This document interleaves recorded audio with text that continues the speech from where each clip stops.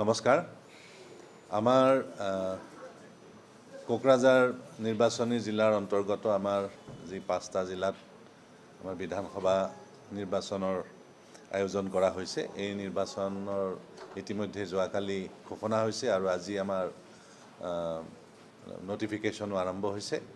ইয়াৰ কাৰণে আমাৰ কিছু ডেট ইতিমধ্যে নিৰ্বাচনী আয়োগে ইতিমধ্যে আমাক প্ৰকাশ কৰিছে। তাৰ কাৰণে আমাৰ যি নমিনেশ্যন লোৱাৰ দিন সেই নমিনেশ্যন লোৱাৰ দিন আমাৰ 23 তাৰিখলৈকে থাকিব আৰু 24 তাৰিখে আমাৰ স্ক্ৰুটিনি হ'ব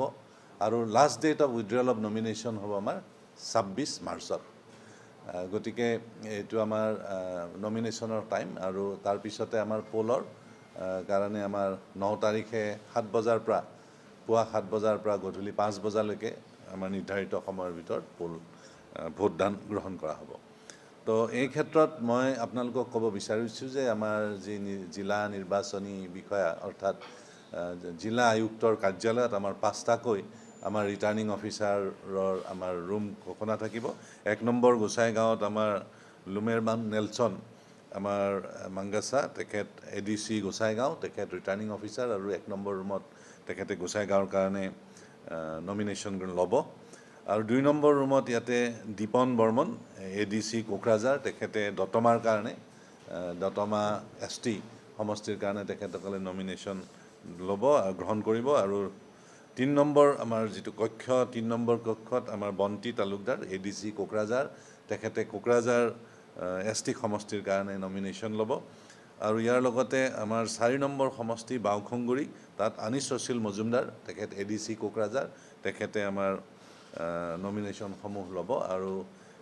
আমাৰ পৰ্বতজোৰা সমষ্টি অৰ্থাৎ 5 নম্বৰ ৰুমত হৰে কৃষ্ণ ডেকা, তেখেত আমাৰ মহকুমাধিপতি আৰু তথা ADC পৰ্বতজোৰা, তেখেতে আমাৰ নমিনেশ্যনসমূহ গ্ৰহণ কৰিব। এই ক্ষেত্ৰত মই আপোনালোকক ক'ব বিচাৰিছোঁ যে যোৱাকালিৰ পৰাই আমাৰ ইয়াতে মডেল কোড অফ কণ্ডাক্ট ইতিমধ্যে আৰম্ভ হৈ গৈছে। আমাৰ গোটেই জিলাখনত মডেল কোড অফ কণ্ডাক্টৰ কাৰণে আমাৰ FST ফ্লাইং স্কোৱাড টীম 45টা ইতিমধ্যে আমাৰ কাম কৰি আছে আৰু 45টা SST আমাৰ ফিল্ডত কাম কৰি আছে। আৰু ইয়াৰ উপৰিও আমাৰ এছিষ্টেণ্ট এক্সপেণ্ডিচাৰ অবজাৰ্ভাৰ 7 গৰাকী, VVT 15টা team, video' verifying team আৰু 15টা VST ভিডিঅ' ছাৰ্ভিলেঞ্চ টীম আমাৰ অনবৰত কাম কৰি থাকিব। আৰু আমি ইতিমধ্যেই আমাৰ নিৰ্বাচন আয়োগৰ যিখিনি এই নীতি নিৰ্দেশনা এইখিনি আমাৰ ইতিমধ্যে ৰাজনৈতিক দলসমূহৰ লগতো আমি ব্যক্ত কৰিছোঁ আৰু তেখেতসকলৰ লগতো আমাৰ সভাৰ জৰিয়তে আমাৰ মডেল কোড অফ কণ্ডাক্টৰ ক্ষেত্ৰত যিখিনি নীতি নিৰ্দেশনা আছে সেইখিনি তেখেতসকলক আমি ব্যক্ত কৰিছোঁ। ইয়াৰ উপৰিও আমাৰ যি সুবিধা এপছৰ জৰিয়তে যি ধৰণে আমাৰ তেখেতসকলে নমিনেশ্যন দিব পাৰে, অনলাইন নমিনেশ্যনৰ সুবিধা আছে, এই ক্ষেত্ৰ বা পাৰ্মিশ্যনৰ ক্ষেত্ৰত তেখেতসকলে যি ধৰণে অনলাইন কৰিব লাগে ইত্যাদি কথাখিনিও আমি ইতিমধ্যে তেখেতসকলক ব্যক্ত কৰিছোঁ। ইয়াৰ উপৰিও আমাৰ ৰাইজে CVGIL এপছৰ জৰিয়তে আমাৰ যদি কিছু কমপ্লেইন থাকে সেই কমপ্লেইনসমূহো আমাৰ মডেল কোড অফ কণ্ডাক্ট ভায়লেশ্যনৰ ক্ষেত্ৰত নিৰ্বাচনী বিধি যদি তেখেতসকলে ভায়লেশ্যন থাকে তেতিয়াহ'লে CVGIL এপছৰ জৰিয়তে বা আমাৰ যি 036612502000 আৰু ইলেকশ্যনৰ 1950 এইটো 24/7 অৰ্থাৎ দিনে ৰাতিয়ে আমাৰ এইটো আমাৰ ইয়াত ফোন লাইন ব্যৱস্থা থাকিব।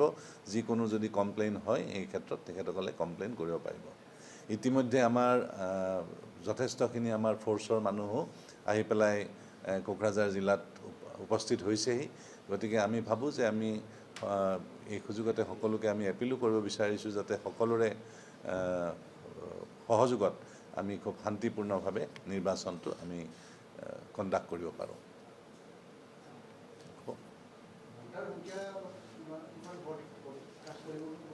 আমাৰ টোটেল আমাৰ পলিং ষ্টেচন আছে 944টা আৰু 944টাৰ ভিতৰত আমাৰ 66টা হ'ল আমাৰ আৰ্বান এৰিয়াত, মিউনিচিপাল এৰিয়াত আৰু বাকী 878টা আমাৰ ৰুৰেল এৰিয়াত। ভোটাৰৰ ক্ষেত্ৰত ভোট দিয়াৰ ক্ষেত্ৰত আমাৰ নিৰ্বাচনী আয়োগে কেইটামান আমাৰ চিনাক্তকৰণৰ ক্ষেত্ৰত কিছু ডকুমেণ্ট তেওঁলোকে আমাক ইতিমধ্যেই আগৰ নিৰ্বাচনত বা আমাক জনাইছিলে টোটেল 12টা আমাৰ আছে সেই 12টাৰ জৰিয়তে আমি ভোটাৰজনক আমি চিনাক্ত কৰিব পাৰোঁ ইয়াৰ উপৰিও ঠিক নিৰ্বাচনৰ 3 দিন আগত আমাৰ ভোটাৰ আইডেণ্টিফিকেশ্যন স্লিপ VIS আমাৰ বিয়াল্লোসকলৰ জৰিয়তে প্ৰত্যেকজন ভোটাৰক আমি বিতৰণ কৰিম আৰু এইটো এখন মানে নিমন্ত্ৰণী পত্ৰৰ নিচিনা আমি প্ৰত্যেকজন মানুহকে আমি ভোট দিবৰ কাৰণে নিমন্ত্ৰণ কৰিম ইয়াৰ উপৰিও আমাৰ যিসকল অতি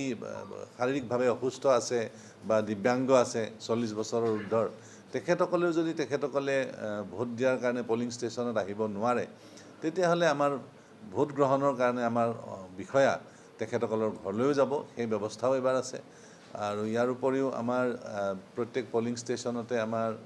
বিভিন্ন ধৰণৰ সা সুবিধা থাকিব আৰু প্ৰত্যেকটো পলিং ষ্টেচনে এবাৰ ৱেবকাষ্টিং হ'ব অৰ্থাৎ প্ৰত্যেকটো পলিং ষ্টেচনতে আমাৰ CC কেমেৰাৰ জৰিয়তে প্ৰত্যেকটো গতিবিধি সম্পূৰ্ণৰূপে তাক ৰেকৰ্ডিঙত ৰখা হ'ব লাইভ টেলিকাষ্ট ইলেকশ্যন কমিশ্যনত হৈ থাকিব বা বিভিন্ন ডিপাৰ্টমেণ্টত সেই লাইভ টেলিকাষ্ট চাব পাৰিব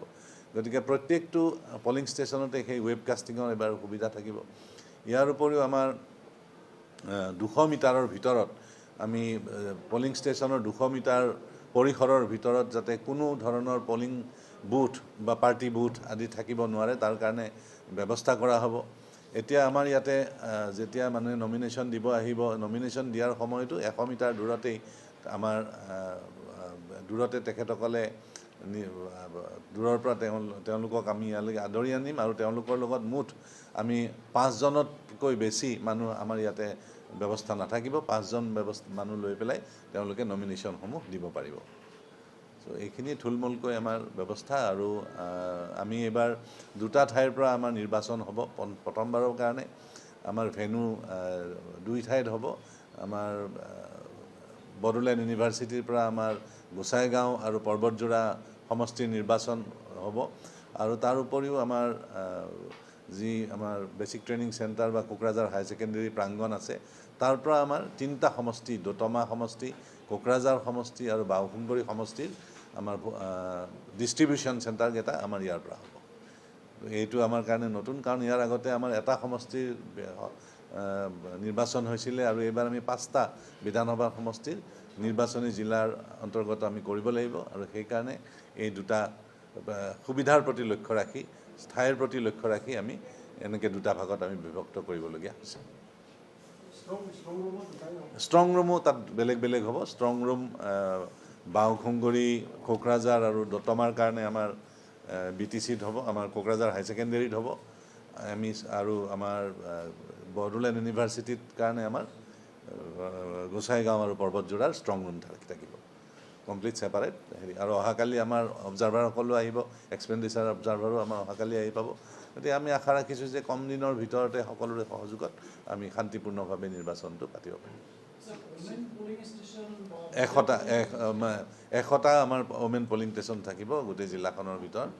গতিকে সেইকেইটাই মডেল পলিং ষ্টেচন হিচাপে আমি ৰাখিম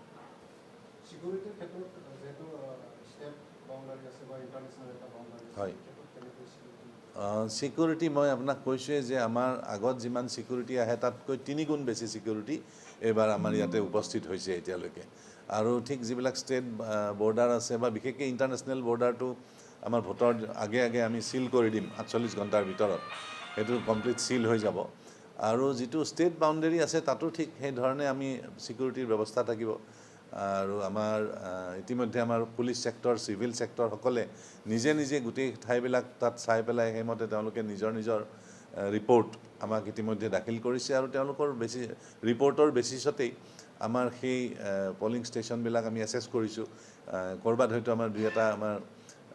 ক্ৰিটিকেল পলিং ষ্টেচন হিচাপে হয়তো আমাৰ আছে কিন্তু যিবিলাকত ক্ৰিটিকেল পলিং ষ্টেচন আমাৰ আছে সেই ক্ৰিটিকেল পলিং ষ্টেচনবিলাকত অতিৰিক্ত ফ'ৰ্চ মোতায়েন কৰা হ'ব আৰক্ষী মোতায়েন কৰা হ'ব আৰু সেইমতে আমাৰ ব্যৱস্থাও সেইমতে থাকিব